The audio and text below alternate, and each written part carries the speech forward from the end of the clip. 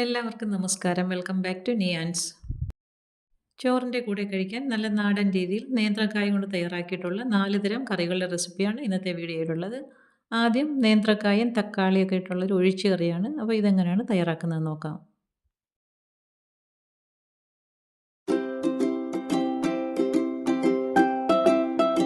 ഈ കറി തയ്യാറാക്കുന്നതിന് വേണ്ടി 2 നേന്ത്രക്കായ എടുത്തിട്ടുണ്ട്. ഇനി അതിൽ തോലൊക്കെ കളഞ്ഞൊന്ന് വൃത്തിയാക്കി എടുക്കാം.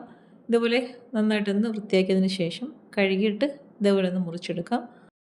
ഒരു കായ എടുത്ത് 3ഓ 4ഓ ആയിട്ട് വട്ടത്തിലൊന്ന് മുറിക്കാം. അതിനുശേഷം ഇതേപോലെ ഓരോ പീസും എടുത്ത് ഇതേപോലെ നീളത്തിലൊന്ന് മുറിച്ചെടുക്കണം. കറി വയ്ക്കാൻ നമ്മൾ സാധാരണ അരിയുന്ന ആ ഒരു വലുപ്പത്തിൽ എടുത്ത് വെച്ചിരിക്കുന്ന കായെല്ലാം ഒന്ന് അരിഞ്ഞെടുക്കാം. ഇനി നന്നായിട്ടൊന്ന് കഴുകിയതിന് ശേഷം കറി വയ്ക്കാനുള്ള ചട്ടിയിലേക്ക് ആക്കി കൊടുക്കാം. ചട്ടിയിലേക്ക് ഇട്ട് കൊടുത്തതിന് ശേഷം ഇനി അതിലേക്ക് ചേർത്ത് കൊടുക്കുന്നത് ഒരു തക്കാളിയാണ്. നന്നായിട്ട് പഴുത്ത ഒരു തക്കാളി ഇതേപോലെ ചെറിയ കഷ്ണങ്ങളായിട്ട് അരിഞ്ഞ് ചേർത്ത് കൊടുക്കാം. പിന്നീട് അതിലേക്ക് 2 പച്ചമുളകും കൂടി കീറി ചെറുതായിട്ട് അരിഞ്ഞിട്ട് കൊടുക്കാം. അതുപോലെ തന്നെ ഒരു 3ഓ 4ഓ കഷ്ണം മാങ്ങയും കൂടി ചേർത്ത് കൊടുക്കണം. ഇനി ഇതിലേക്ക് ആവശ്യത്തിനുള്ള ഉപ്പ് ചേർത്ത് കൊടുക്കാം. ഉപ്പ് ഇട്ട് കൊടുത്തതിന് ശേഷം 1 ടീസ്പൂൺ മുളക് പൊടി ചേർത്ത് കൊടുക്കാം. അതിൻ്റെ കൂടെ തന്നെ ഒരു 1/4 ടീസ്പൂൺ അളവിൽ മഞ്ഞൾ പൊടിയും കൂടി ചേർത്ത് കൊടുക്കാം. ഇനി ഇതിലേക്ക് വേകാൻ ആവശ്യമുള്ള വെള്ളവും കൂടി ഒഴിച്ചു കൊടുക്കാം. വെള്ളം ഒഴിച്ചു കൊടുത്തതിന് ശേഷം നന്നായിട്ടൊന്ന് ഇളക്കി കൊടുക്കാം. സ്പൂൺ ഉപയോഗിച്ച് ഇതേപോലെ നല്ലതുപോലെ ഒന്ന് ഇളക്കി കൊടുത്തതിന് ശേഷം ചട്ടി മൂടി വെച്ച് അടുപ്പിലേക്ക് വെച്ച് കൊടുത്ത് കഷ്ണങ്ങളൊന്ന് വേവിച്ചെടുക്കാം. അത് വേകാൻ വെച്ചതിന് ശേഷം അരപ്പ് തയ്യാറാക്കാം. അതിന് വേണ്ടി മിക്സിയുടെ ജാറിലേക്ക് തേങ്ങ ചിരകിയത് ചേർത്ത് കൊടുക്കുന്നുണ്ട്. ആവശ്യത്തിനുള്ള തേങ്ങ ഇട്ട് കൊടുത്തതിന് ശേഷം ഒരു നുള്ളു മുളക് പൊടി ചേർത്ത് കൊടുക്കുക. അതുപോലെ തന്നെ ഒരു നുള്ളു മഞ്ഞൾപ്പൊടിയും കൂടി ചേർത്ത് കൊടുക്കുക. ഒരു 1/4 ടീസ്പൂൺ അളവിൽ ജീരകവും ഒരു 2-3 ചുവന്നുള്ളിയും കൂടെ ചേർത്ത് കൊടുക്കുക. ഇനി അരയ്ക്കാനുള്ള വെള്ളവും കൂടി ഒഴിച്ച് കൊടുത്തതിന് ശേഷം നന്നായിട്ടൊന്ന് അരച്ചെടുക്കാം. അത് ഈ ഒരു രീതിയിൽ നല്ലതുപോലെ ഒന്ന് അരച്ചെടുത്തിട്ടുണ്ട്. ഇനി വേകാൻ വെച്ചിരുന്ന കഷ്ണങ്ങൾ എന്തായെന്ന് നോക്കാം.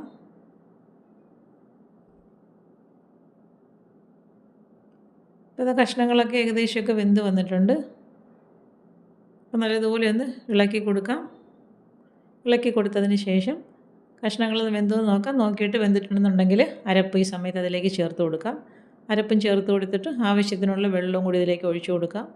കഷ്ണങ്ങളിൽ വെള്ളം ഉണ്ടെന്നുണ്ടെങ്കിൽ അരപ്പ് അതിൻ്റെ കൂടെ കുറച്ച് വെള്ളം മാത്രം ചേർത്ത് കൊടുത്താൽ മതിയാകും. അപ്പോൾ ഇതേപോലെ നന്നായിട്ടൊന്ന് മിക്സ് ചെയ്ത് കൊടുക്കാം. അരപ്പ് ഒഴിച്ച് കൊടുത്തതിന് ശേഷം നല്ലതുപോലെ ഒന്ന് ഇളക്കി കൊടുക്കാം. കറി തിളച്ച് പോകരുത്, നല്ലതുപോലെ ഒന്ന് ചൂടാക്കി എടുത്താൽ മതിയാകും. ഇതേപോലെ ഒന്ന് ഇളക്കി നല്ലതുപോലെ കറി ഒന്ന് ചൂടാക്കി എടുത്താൽ മതിയാകും. അപ്പോൾ ഇനി ഇതിലേക്ക് ആവശ്യത്തിനുള്ള ഉപ്പും കൂടെ ചേർത്ത് കൊടുക്കാം. ഉപ്പ് ഇട്ട് കൊടുത്ത് വീണ്ടും നല്ലതുപോലെ ഒന്ന് ഇളക്കി കൊടുക്കാം. ഇളക്കി കൊടുത്തതിന് ശേഷം ഇതേപോലെ നന്നായിട്ടൊന്ന് ചൂടാക്കി എടുത്താൽ മതിയാകും. ഇനി അടുപ്പിൽ നിന്ന് മാറ്റാം. ഇതിലേക്ക് താളിച്ചൊഴിച്ച് കൊടുക്കണം. അതിന് വേണ്ടി പാൻ അടുപ്പിൽ വെച്ച് വെളിച്ചെണ്ണ ഒഴിച്ചെടുത്ത് ചൂടാക്കാം. അതിലേക്ക് ചുവന്നുള്ളി, കടുകും, വറ്റൽമുളകും, കറിവേപ്പിലയും കൂടി ഇട്ട് കൊടുക്കാം. ഇട്ട് കൊടുത്ത് നന്നായിട്ട് ഇതെല്ലാം കൂടി ഒന്ന് മൂത്ത് വരുന്ന സമയത്ത് അടുപ്പിൽ നിന്ന് മാറ്റിയിട്ട് കറിയിലേക്ക് ഒഴിച്ചു കൊടുക്കാം. താളിച്ചതും കൂടി ചേർത്ത് കൊടുക്കുമ്പോഴാണ് ഒഴിച്ച് കറിയൊക്കെ നല്ലൊരു ടേസ്റ്റ് കിട്ടുന്നത്. അപ്പോൾ ഈ ഒരു രീതിയിൽ നന്നായിട്ടൊന്ന് മൂപ്പിച്ചെടുക്കാം. ഉള്ളിയൊക്കെ എണ്ണയിൽ കിടന്ന് നന്നായിട്ട് മൂത്ത് വരുന്ന സമയത്ത് കറിയിലേക്ക് ഒഴിച്ചു കൊടുക്കുമ്പോൾ നല്ലൊരു മണവും ടേസ്റ്റുമാണ്. അപ്പോൾ ഈ രീതിയിൽ നന്നായിട്ടൊന്ന് മൂപ്പിച്ചതിന് ശേഷം കറിയിലേക്ക് ഒഴിച്ചു കൊടുക്കാം. അപ്പോൾ താളിച്ചത് കറിയിലേക്ക് ഒഴിച്ചു കൊടുത്തതിന് ശേഷം ഒന്ന് മൂടി വെച്ച് കൊടുക്കാം. 2 മിനിറ്റ് അങ്ങനെ ഇരുന്നതിന് ശേഷം മൂടി തുറന്ന് നല്ലതുപോലെ ഒന്ന് മിക്സ് ചെയ്ത് കൊടുക്കാം.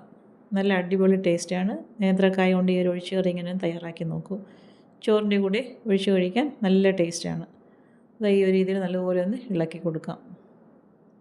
അപ്പം ഈ ഒരു കറി സിമ്പിളായിട്ട് തയ്യാറാക്കാൻ പറ്റുന്ന ഈ ഒരു കറി ഇങ്ങനെയൊന്ന് ചെയ്ത് നോക്കൂ. നല്ല അടിപൊളി ടേസ്റ്റാണ്. അടുത്തത് നേന്ത്രക്കായും വൻപയറും കൊണ്ടുള്ള ഒരു ഉടച്ചു കറിയാണ്. ഇതെങ്ങനെയാണ് തയ്യാറാക്കുന്നത് നോക്കാം.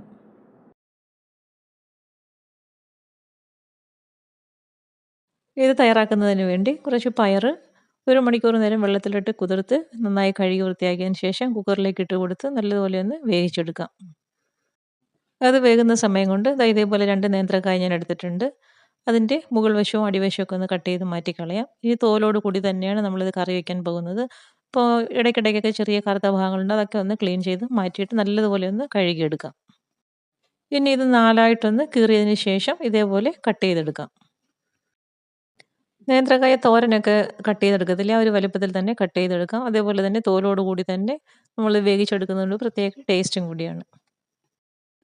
എല്ലാം ഇതേപോലെ കട്ട് ചെയ്തെടുത്തിട്ടുണ്ട്. ഇനി നന്നായി ഒന്ന് കഴുകിയെടുത്തതിന് ശേഷം വേവിക്കാനുള്ള ചട്ടിയിലേക്ക് ഇട്ട് കൊടുക്കാം. നാടൻ കറിയൊക്കെ ആകുമ്പോൾ തന്നെ നമുക്ക് ചട്ടിയിലിട്ട് വേവിക്കുന്നതിനാണ് ഒരു പ്രത്യേക ടേസ്റ്റ്. ഇനി അതിലേക്ക് വേകാൻ ആവശ്യമുള്ള വെള്ളം ഒഴിച്ചു കൊടുത്ത് ഉപ്പും ചേർത്ത് കൊടുക്കാം. പിന്നീട് അതിലേക്ക് 1/4 ടീസ്പൂൺ മഞ്ഞൾപ്പൊടിയും 1/2 ടീസ്പൂൺ മുളക് പൊടിയും ചേർത്ത് കൊടുത്ത് നല്ലതുപോലെ ഒന്ന് ഇളക്കി കൊടുക്കാം. ഇനി അടുപ്പിലേക്ക് വെച്ച് കൊടുത്ത് ഒരു 1/4 വേകാകുന്നത് വരെ ഒന്ന് വെയിറ്റ് ചെയ്യാം. ആ സമയം കൊണ്ട് പയർ നന്നായി വെന്ത് കിട്ടിയിട്ടുണ്ട്. ഇനി കായ ഒരു 1/4 വേകാകുമ്പോഴേക്കും നമുക്ക് പയർ അതിലേക്ക് ഇട്ട് കൊടുക്കാം. ഇനി ഇതിന് വേണ്ടി ഒരു അരപ്പ് തയ്യാറാക്കി എടുക്കാം. അതിനുവേണ്ടി 1/2 കപ്പ് തേങ്ങ ചിരകിയത് മിക്സിയുടെ ജാറിലേക്ക് ഇട്ട് കൊടുക്കാം. 5 6 വെളുത്തുള്ളി തൊലി കളഞ്ഞതും 1/4 ടീസ്പൂൺ ജീരകവും കൂടി ചേർത്ത് കൊടുക്കാം. അതിൻ്റെ കൂടെ തന്നെ ഒരു 3 പച്ചമുളകും ചേർത്ത് കൊടുത്ത് നല്ലതുപോലെ ഒന്ന് ചതച്ചെടുക്കാം. വേകാൻ വെച്ചിരിക്കുന്ന കായ ഇടയ്ക്കൊന്ന് തുറന്ന് നോക്കി നല്ലതുപോലെ ഒന്നുകൂടി ഒന്ന് ഇളക്കി കൊടുക്കാം. വീണ്ടും മൂടി വെച്ച് കൊടുത്ത് വേകുന്നത് വരെ വെയിറ്റ് ചെയ്യാം. ഇപ്പോൾ ദാ കായ ഒരു 1/4 വേഗോളം പരുവമായിട്ടുണ്ട്. ഇനി ഈ സമയം നമുക്ക് വേവിച്ച് വെച്ചിരിക്കുന്ന പയർ ഇതിലേക്ക് ചേർത്ത് കൊടുക്കാം. വീണ്ടും നല്ലതുപോലെ ഒന്ന് ഇളക്കി കൊടുക്കാം. പയറും കായും എല്ലാം കൂടി നല്ലതുപോലെ ഒന്ന് മിക്സ് ആക്കി കൊടുത്തതിന് ശേഷം നേരത്തെ തയ്യാറാക്കി വെച്ചിരിക്കുന്ന അരപ്പ് ഇതിലേക്ക് ഇട്ട് കൊടുക്കാം. അരപ്പ് മുകൾ വശത്ത് ഇട്ട് കൊടുത്തതിന് ശേഷം നല്ലതുപോലെ ഒന്ന് നിരത്തി കൊടുക്കാം. ഇനി അതിലേക്ക് കുറച്ച് കറിവേപ്പിലയും കൂടി ചേർത്ത് കൊടുക്കാം. പിന്നീട് അരപ്പിൻ്റെ പച്ചമണമൊക്കെ ഒന്ന് മാറിക്കിട്ടാൻ വേണ്ടി മൂടി വെച്ച് വീണ്ടും ഒന്ന് വേവിച്ചെടുക്കാം. ഇപ്പോൾ അതെല്ലാം നന്നായി പരുവായി വന്നിട്ടുണ്ട്. ഇനി ഒരു സ്പൂൺ കൊണ്ട് നല്ലതുപോലെ ഒന്ന് മിക്സ് ചെയ്ത് കൊടുക്കാം.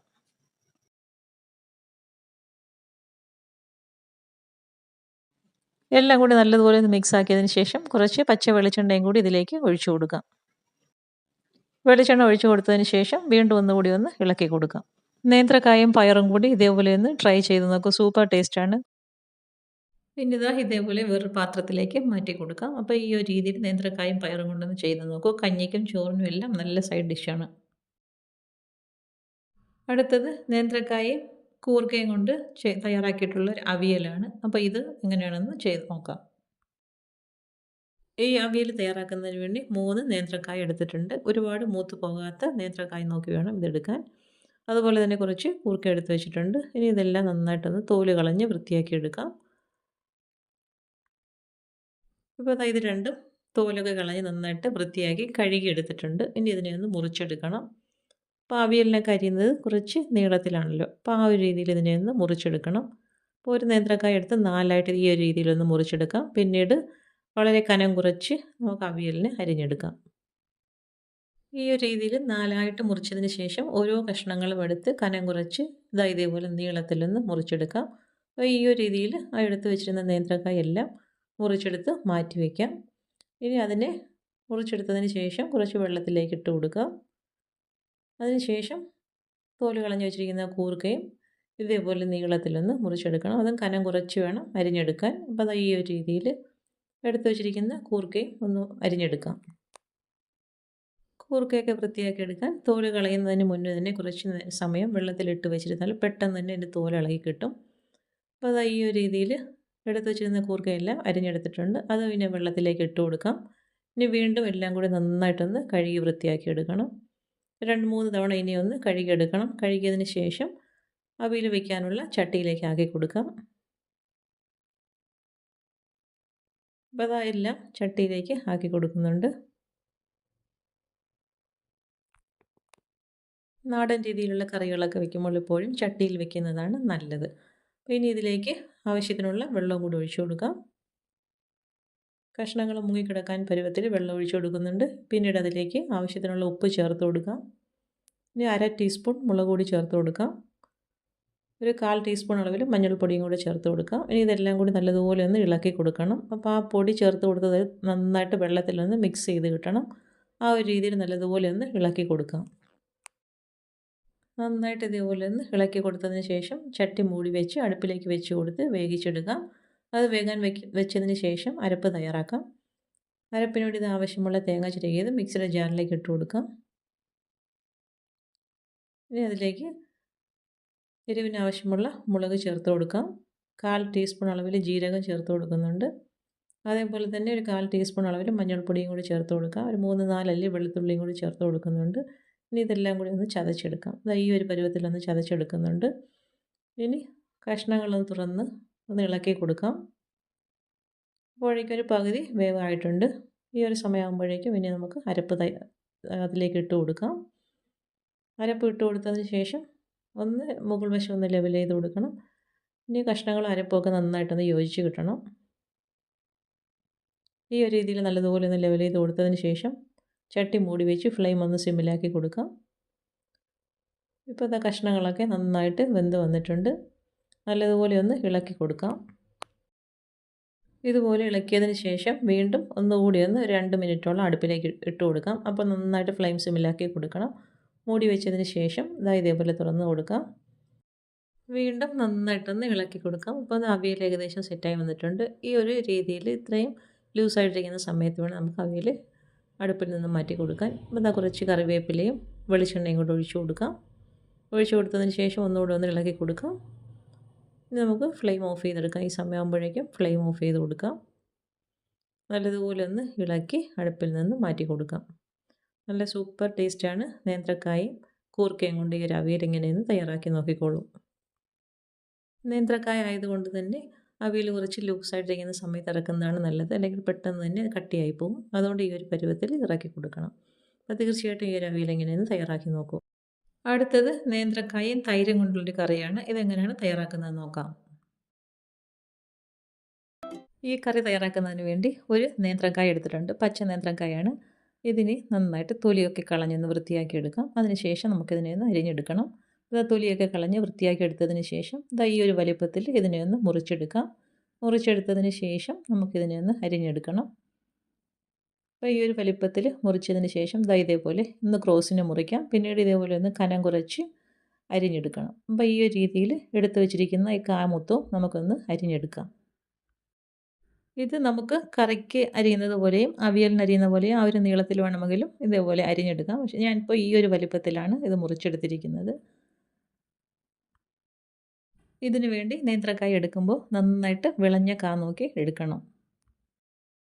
അപ്പോൾ എടുത്ത് വെച്ചിരുന്ന ഒരു കാ മുഴുവനായിട്ടും ഇതേപോലെ അരിഞ്ഞെടുത്തിട്ടുണ്ട്. ഇനി നമുക്കൊരു പാത്രത്തിലേക്ക് ഇട്ട് കൊടുത്ത് നന്നായിട്ടൊന്ന് 2-3 തവണയൊന്ന് കഴുകിയെടുക്കാം.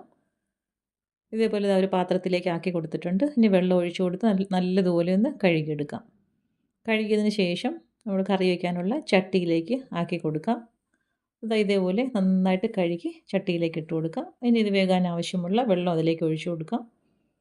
വെള്ളം ഒഴിച്ചു കൊടുത്തതിന് ശേഷം ആവശ്യത്തിനുള്ള ഉപ്പ് ചേർത്ത് കൊടുക്കാം. അതിനുശേഷം ഇനി ഇതിലേക്ക് ചേർത്ത് കൊടുക്കേണ്ടത് ഒരു 1/4 ടീസ്പൂൺ അളവിൽ മുളക് പൊടിയാണ്. അതുപോലെ ഒരു നുള്ളു മഞ്ഞൾപ്പൊടിയും കൂടി ചേർത്ത് കൊടുക്കാം. ഇനി എല്ലാം കൂടി നന്നായിട്ടൊന്ന് മിക്സ് ചെയ്ത് കൊടുത്തതിന് ശേഷം ചട്ടി മൂടി വെച്ച് അടുപ്പിലേക്ക് വെച്ച് കൊടുത്തൊന്ന് വേവിച്ചെടുക്കാം. അപ്പോൾ അത് വേകാൻ വെച്ചതിന് ശേഷം നമുക്കൊരു കപ്പ് തൈര് വേണം. അതൊരു പാത്രത്തിലേക്ക് ഒഴിച്ചു കൊടുക്കാം. തൈര് ഒഴിച്ചു കൊടുത്തതിന് ശേഷം അതിലേക്ക് ഇനി ആവശ്യത്തിനുള്ള ഉപ്പും കൂടി ചേർത്ത് കൊടുക്കാം. ഉപ്പും ചേർത്ത് കൊടുത്തതിന് ശേഷം നല്ലതുപോലെ ഇതിനൊന്ന് ഉടച്ചെടുക്കണം. ഉപ്പ് ചേർത്ത് കൊടുത്തിട്ടുണ്ട്. ഇനി ഒരു സ്പൂൺ ഉപയോഗിച്ച് നന്നായിട്ട് ഇതിനെ ഒന്ന് ഉടച്ചെടുക്കാം. ഈ ഒരു രീതിയിൽ നന്നായിട്ട് ഉടച്ചെടുത്തിട്ടുണ്ട്. നമുക്ക് അധികം പുളിയില്ലാത്ത തൈര് വേണം ഇതിനു വേണ്ടി എടുക്കാൻ. ഈ ഒരു രീതിയിൽ നന്നായിട്ട് ഉടച്ചെടുത്തിട്ടുണ്ട്. ഇനി അതങ്ങോട്ട് മാറ്റി വയ്ക്കാം. അപ്പം വേകാൻ വെച്ചിരുന്ന കാ നന്നായിട്ട് വെന്ത് വന്നിട്ടുണ്ട്. നല്ലതുപോലെ ഒന്ന് ഇളക്കി കൊടുക്കാം. ഇളക്കി കൊടുത്തതിന് ശേഷം അതിൽ നിന്നൊരു കഷ്ണം എടുത്ത് വെന്തോന്ന് നോക്കാം. ഇത് കണ്ടില്ലേ, കഷ്ണങ്ങൾ നന്നായിട്ട് വെന്ത് വന്നിട്ടുണ്ട്. ഈ ഒരു സമയമാകുമ്പോഴേക്കും ഇനി ഫ്ലെയിം ഒന്ന് ഓഫ് ചെയ്ത് കൊടുക്കണം. ഫ്ലെയിം ഓഫ് ചെയ്ത് കൊടുത്തതിന് ശേഷം ഉടച്ച് വെച്ചിരിക്കുന്ന തൈര് ഇതിലേക്ക് ഒഴിച്ചു കൊടുക്കാം. ഇനി തീ കൊടുക്കേണ്ട ആവശ്യമില്ല. ചട്ടിയുടെ ചൂട് കൊണ്ട് തന്നെ തൈരൊക്കെ ഒന്ന് ചൂടായി കിട്ടും. അപ്പോൾ ഈ ഒരു രീതിയിൽ ഉടച്ച് വെച്ചിരിക്കുന്ന തൈര് ഒഴിച്ചു കൊടുത്തതിന് ശേഷം നന്നായിട്ടൊന്ന് ഇളക്കി കൊടുക്കാം. ഇനി ഇതിലേക്ക് ഈ സമയത്ത് ഉപ്പ് ആവശ്യമുണ്ടോ എന്ന് നോക്കണം. നന്നായിട്ട് ഇളക്കി കൊടുത്തതിന് ശേഷം ഉപ്പ് നോക്കാം. ഉപ്പ് കുറവുണ്ടെന്നുണ്ടെങ്കിൽ ഈ സമയത്ത് ഇതിലേക്ക് ചേർത്ത് കൊടുക്കണം. ഉപ്പും ചേർത്ത് കൊടുത്തതിന് ശേഷം വീണ്ടും നല്ലതുപോലെ ഒന്ന് ഇളക്കി കൊടുക്കാം. നന്നായിട്ടൊന്ന് ചൂടാക്കി എടുക്കാം. അപ്പം ചട്ടിയുടെ ചൂട് തന്നെ മതിയാകും. ഈ ഒരു രീതിയിൽ ചൂടാക്കിയതിന് ശേഷം അടുപ്പിൽ നിന്ന് മാറ്റി കൊടുക്കാം. ഇനി ഇതിലേക്ക് ഒരു 3 മുളക് എടുത്ത് വെച്ചിട്ടുണ്ട്. ഇതേപോലെ അറ്റം പിളർന്നെടുത്തതാണ്. അതൊരു പാനിലേക്ക് എണ്ണ ഒഴിച്ച് കൊടുത്തതിന് ശേഷം ചൂടായി വരുമ്പോൾ നല്ലതുപോലെ ഇതിനെ ഒന്ന് വറുത്തെടുക്കണം. വറുത്തെടുത്ത മുളക് നമുക്ക് കറിയിലേക്ക് ചേർത്ത് കൊടുക്കാനുള്ളതാണ്. അപ്പോൾ മുളക് ഇതേപോലെ നന്നായിട്ടൊന്ന് കളറ് മാറി വെളുത്ത കളറാകുന്ന സമയത്ത് എണ്ണയിൽ നിന്ന് കോരി മാറ്റാം. അത് മാറ്റി വെച്ചതിന് ശേഷം അതേ എണ്ണയിൽ തന്നെ കുറച്ച് കടുക് ഇട്ട് കൊടുക്കാം. കടുകൊന്ന് പൊട്ടി വരുന്ന സമയത്ത് ഒരു 3-4 ചുവന്നുള്ളി ചതച്ചതും 3 വെളുത്തുള്ളി ചതച്ചതും കൂടി ഇതിലേക്ക് ഇട്ട് കൊടുക്കാം. ഇനി ഇത് ചുവന്നുള്ളിയും വെളുത്തുള്ളിയൊക്കെ നന്നായിട്ടൊന്ന് മൂപ്പിച്ചെടുക്കണം. അതൊന്ന് മൂത്ത് വരുന്ന സമയത്ത് 2 വറ്റൽമുളക് മുറിച്ചതും കൂടി അതിലേക്ക് ഇട്ട് കൊടുക്കാം. ഇനി വറ്റൽമുളകിനെയും കൂടി നന്നായിട്ടൊന്ന് മൂപ്പിച്ചെടുക്കണം. ഇതെല്ലാം കൂടി മൂത്ത് വരുന്ന സമയത്ത് കുറച്ച് കറിവേപ്പിലയും കൂടി ഇതിലേക്ക് ചേർത്ത് കൊടുക്കാം. കറിവേപ്പില ഇട്ട് കൊടുത്തതിന് ശേഷം വീണ്ടും നന്നായിട്ടൊന്ന് മൂപ്പിച്ചെടുക്കാം. ഇനി ഇതെല്ലാം കൂടി നല്ലതുപോലെ ഒന്ന് മൂത്ത് വരുന്ന സമയത്ത് ഒരു 1/2 ടീസ്പൂൺ അളവിൽ കായപ്പൊടിയും കൂടി ഇതിലേക്ക് ചേർത്ത് കൊടുക്കാം. ഇനി കായപ്പൊടിയും കൂടി നല്ലതുപോലെ ഒന്ന് മൂപ്പിച്ചെടുത്തതിന് ശേഷം ഫ്ലെയിം ഓഫ് ചെയ്ത് കൊടുക്കാം. ഇനി ഇതാ തയ്യാറാക്കി വെച്ചിരിക്കുന്ന കറിയിലേക്ക് ആദ്യം നമുക്ക് മുളകൊന്ന് ഇട്ട് കൊടുക്കാം. മുളക് നല്ലതുപോലെ ഒന്ന് താഴ്ത്തി വെച്ച് കൊടുക്കാം. ഇനി അതിലേക്ക് താളിച്ചതും കൂടി ചേർത്ത് കൊടുക്കാം.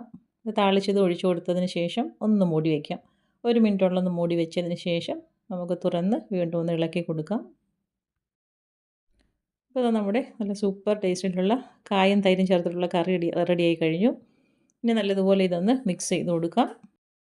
അപ്പോൾ ആ താളിച്ച് കൊടുത്തതിൻ്റെയൊക്കെ മണമൊക്കെ കറിയിൽ നന്നായിട്ട് പിടിച്ചിട്ടുണ്ട്. ഇതേപോലെ നന്നായിട്ടൊന്ന് ഇളക്കി കൊടുക്കാം. ഇളക്കി കൊടുത്തതിന് ശേഷം നമുക്ക് ചോറിലേക്ക് ഒഴിച്ചു കൊടുക്കാം. നല്ല കിഡിലൻ ടേസ്റ്റാണ്. ഈ ഒരു രീതിയിൽ നേന്ത്രക്കായ കൊണ്ട് ഈ കറി ഒന്ന് തയ്യാറാക്കി നോക്കൂ. അത് കഴിഞ്ഞ് നമുക്ക് കഴിക്കാനുള്ള ചോറ് പാത്രത്തിലേക്ക് ഇട്ട് കൊടുക്കാം. പാത്രത്തിലേക്ക് ചോറിട്ട് കൊടുത്തതിന് ശേഷം ഇനി സൈഡിലേക്ക് കറി ഒഴിച്ചു കൊടുക്കാം. ഈ കറി കാണുമ്പോൾ തന്നെ അറിയാമല്ലോ എത്രത്തോളം ടേസ്റ്റ് ആയിരിക്കും എന്നുള്ളത്. കറി ഒഴിച്ച് കൊടുത്തതിന് ശേഷം ആ മുളകും ചേർത്ത് ചോറ് നന്നായിട്ടൊന്ന് കുഴച്ച് കഴിച്ചു നോക്കാം. നല്ല സൂപ്പർ ടേസ്റ്റാണ്. ഈ ഒരു രീതിയിൽ ഈ കറി ഇങ്ങനെയൊന്ന് തയ്യാറാക്കി നോക്കൂ. കായയുടെ കഷ്ണങ്ങളൊക്കെ നന്നായിട്ട് വെന്ത് തൈരിൻ്റെ പുളിയൊക്കെ ഉള്ളിലേക്ക് മുളകിലും കായിലുമൊക്കെ നന്നായിട്ട് പിടിച്ചിട്ടുണ്ട്. അപ്പോൾ അതാ കണ്ടില്ലേ, മുളകൊക്കെ നന്നായിട്ട് സോഫ്റ്റായി വന്നിട്ടുണ്ട്. ഇതേപോലെ ചോറിളക്കി കഴിക്കാം.